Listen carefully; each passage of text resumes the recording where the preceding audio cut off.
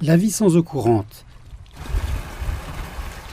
La ville de Belmez, dans la province de Cordoue, dépend des livraisons d'eau depuis plus de 2 mois. Les familles remplissent des bouteilles pour boire et cuisiner. Le réservoir de la Sierra Boyera se trouve à seulement 4 minutes en voiture, mais il est vide depuis avril.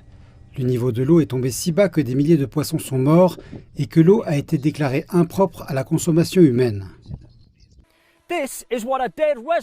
Voici à quoi ressemble un réservoir mort. Il n'a pas plu suffisamment pour remplir ce bassin depuis 2018 et 80 000 personnes dépendent de la Sierra Boyera pour l'eau potable, l'agriculture, le tourisme et l'industrie. Pour la toute première fois, les 3 000 habitants de Belmez dépendent d'une eau provenant de l'extérieur de la région.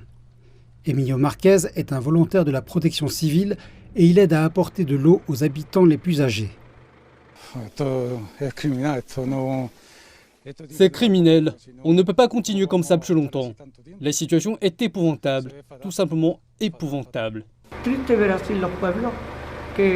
C'est triste de voir la ville comme ça. Il y a beaucoup de personnes âgées qui ne peuvent pas se débrouiller aussi bien que les jeunes. Le service de protection civile doit nous aider. Les températures ont grimpé en flèche lors des vagues de chaleur successives à Cordoue, atteignant plus de 44 degrés Celsius.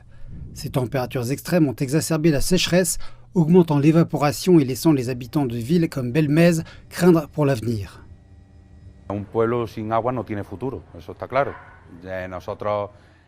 Une ville sans eau n'a pas d'avenir, c'est évident. Ici, c'était une région minière, mais les mines ont été fermées par les politiciens. Maintenant, il ne reste plus que l'agriculture, l'élevage et les cultures. Et sans eau, cela ne survivra pas non plus. Des restrictions d'eau ont été imposées dans plus de 100 villes du sud de l'Espagne et des conflits d'intérêts sont apparus entre les écologistes, les agriculteurs et l'industrie.